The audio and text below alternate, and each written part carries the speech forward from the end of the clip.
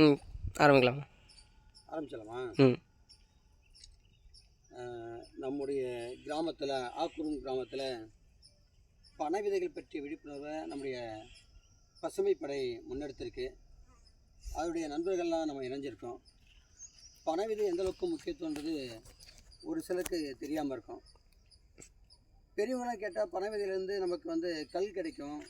அந்த கல் உடம்புக்கு நல்லது, நோய் இல்லாததாக இருக்கும்.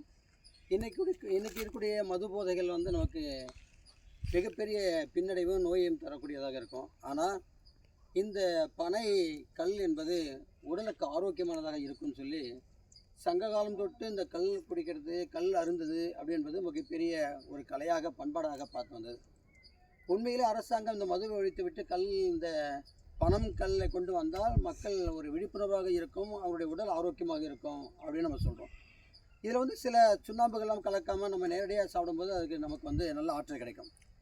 இதை விட ஒரு பெரிய விஷயம் என்ன, கோடை காலத்தில் நமக்கு மிகப்பெரிய வெப்பத்தை தணிக்கக்கூடிய ஒரு கருவியை கொடுக்கக்கூடியது இந்த பனை. விசிறின்னு சொல்லக்கூடிய விசிறு மட்டையை நமக்கு கொடுக்கக்கூடியது. இதை விட மிக ஆழமான ஒரு பகுதி என்னன்னு கேட்டாக்க, பனை மரம் மட்டும்தான் நீரை நன்றாக தேக்கி வைக்கும். பனைமரத்தில் வழியக்கூடிய அந்த நீரானது அது பூமிக்கடியில் கொண்டு எங்கெல்லாம் பனை மரங்கள் வீட்டிருக்கிறதோ அந்த பகுதியிலே நிலத்தடி நீர் மட்டம் உயர்ந்திருக்கும். பனை இல்லை அப்படின்னாக்கா நிலத்தடி மட்டம் கீழே போயிருக்கும். இன்றைக்கி பார்த்தோன்னாக்கா 300, 400, 500, 600 அடிகள் தோண்டினா கூட, போர் போட்டால் கூட தண்ணி கிடைக்கல. அது காரணம் என்னன்னு கேட்டாக்க, நம்மகிட்ட இவ்வளோ பெரிய வளர்ச்சியாக இருக்கக்கூடிய அந்த பனை மரத்தை நம்ம விட்டுட்டோம். அது மட்டுமல்ல, இந்த பனை மரம் எத்தகையனாக தேவலோகத்தை கர்ப்ப விருட்சகம்னு சொல்லுவாங்க. தேவலோகத்துடைய மரம். இந்த மரத்தை தான் நம்ம தமிழ்நாடு அரசுடைய மரமாக, தமிழ்நாடு அரசுடைய தமிழ் தேசிய மரமாக இது பார்க்கப்படுது.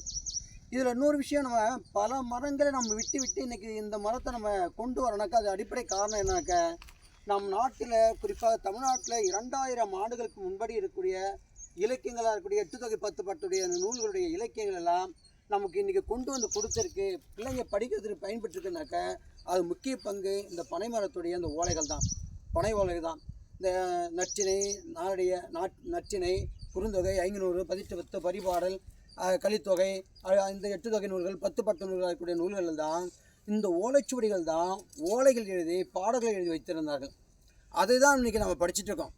இதுதான் நம்முடைய தமிழுடைய மிகப்பெரிய ஒரு பண்பாட்டுடைய கலாச்சாரமாக, மிகப்பெரிய செல்வாக்குடையதாக, தமிழ் செம்மொழி என்ற அந்தஸ்தை பெற்று தந்ததுக்கு மிகப்பெரிய காரணம் இந்த பனை ஓலைகள் தான், பனைகள் தான். இவ்வளோ பெரிய நூல்களை நமக்கு கொடுத்தது இந்த பனைகள் தான். மற்ற எந்த மரத்திலையும் இவங்க எழுதி வைக்கல. கல்லில் எழுதி வச்சாங்க, அது நமக்கு இருக்குது, அது கல்வெட்டுகளாக இருக்குது. பனை ஓலையை எழுதி வச்சாங்க. இது 2000 ஆண்டுகள் கழித்தும் இன்றைக்கும் திருக்குறள்கள் எல்லாம் பனை ஓலையில் கிடைக்கக்கூடிய ஒரு நிகழ்வு இருக்கிறது. நம்ம மற்ற எந்த மரத்தில் எழுதி வச்சிருந்தா கூட அது அழிஞ்சு போயிருக்கும். உலகத்தில் அழிக்க முடியாத மிகப்பெரிய செல்வமாக இருக்கக்கூடியது எதுன்னு கேட்டாக்க நமக்கு கல்வி தான். அந்த கல்வியை கற்றுக் கொடுத்தது, அந்த கல்வியை கொடுத்தது இந்த பனை மரத்துக்கு உண்டு. அது மட்டுமல்ல, நமக்கெல்லாம் தெரியுமா என்ன தெரியாது, நம்முடைய முன்னோர்களெல்லாம் நம்முடைய ஜாதகத்தை எதில் எழுதி வச்சாங்கனாக்க இந்த பனைமட்டை ஓலை இருக்கு இல்லையா, பனை மடல், இதில் தான் எழுதி வச்சாங்க. ஏன்னா எத்தனை ஆண்டுகள் ஆனாலும் அழிக்க முடியாத ஒரு செல்வம். நீங்கள் மற்ற எந்த விதையாக இருந்தாலும் பார்த்தீங்கன்னா ஒரு 10 நாள், ஒரு 50 நாள், ஒரு 2 மாதம் 3 மாதத்துலேயே அது மக்கி மண்ணாக போகும். ஆனால் இதை பாதுகாத்து வைத்திருந்த மூலமாக 2000 ஆண்டுகள் தாங்கக்கூடிய ஒரு சக்தி இதுக்கு உண்டு. இந்த பனை ஓலை தயாரிக்கிற முறையெல்லாம் நிறைய இருக்குது. இப்படி நம்முடைய உடல் ஆரோக்கியமாகவும், நிலத்தடி நீரை சேமிக்கக்கூடிய ஒரு விதையாகவும், நம்முடைய சங்ககால நூட்களை மீட்டு தந்த ஒரு பெருமையுடையதாகவும் இந்த பனை விதை இருக்குதுனாக்க, இந்த பனை விதையை பற்றிய, பனை மரங்கள் பற்றிய கற்பக விருட்சம் சொல்லும் சங்க இலக்கியங்கள். அந்த மரம் கற்பக விருட்சம், தேவலோகத்து மரம்னு சொல்லுவாங்க. இத்தகைய மரத்தை எல்லாம் நம்ம பாதுகாத்து வரக்கூடிய சந்ததிகளுக்கு நம்ம முன்மாதிரியாக இருந்தோம் அப்படின்னா, இது மாதிரி இன்றைக்கி நம்ம பார்த்தோன்னாக்க இன்றைக்கி மட்டும் நம்ம ஒரு 500 விதைகளை நட ஆரம்பிச்சிருக்கோம். இந்த பெருமைலாம் யாருக்கு சேரும்னாக்க, நம்மளுடைய பசுமைப்படை இருக்க, குறும்பூரில் இருக்க பசுமைப்படை அவருடைய தலைவராக இருக்கக்கூடிய ராமருக்கு தான் இதெல்லாம் சேரும்.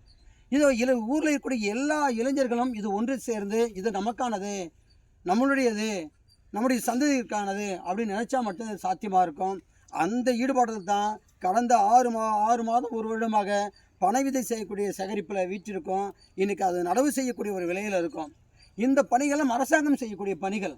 ஆனால் அரசாங்கம் செய்யுமா நம்ம எதிர்பார்த்துட்டுலாம் இருக்க முடியாது. ஒவ்வொரு ஊர்லேயும் இருக்கக்கூடிய இளைஞர்களாம் முன் ஒவ்வொரு ஊரிலும் கிட்டத்தட்ட 1 லட்சம் பனை விதைகளாவது நம்ம நட வேண்டும். அதுதான் ஐயா கலாம் ஐயா சொன்னாங்க, 1,00,000 மரக்கன்றுகளை நடுங்க அப்படின்னாங்க.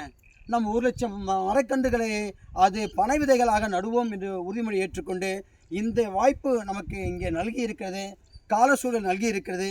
எனவே ஒன்றுபடுவோம், வென்று காட்டுவோம். நன்றி, நன்றி, நன்றி. நன்றி, வணக்கம்.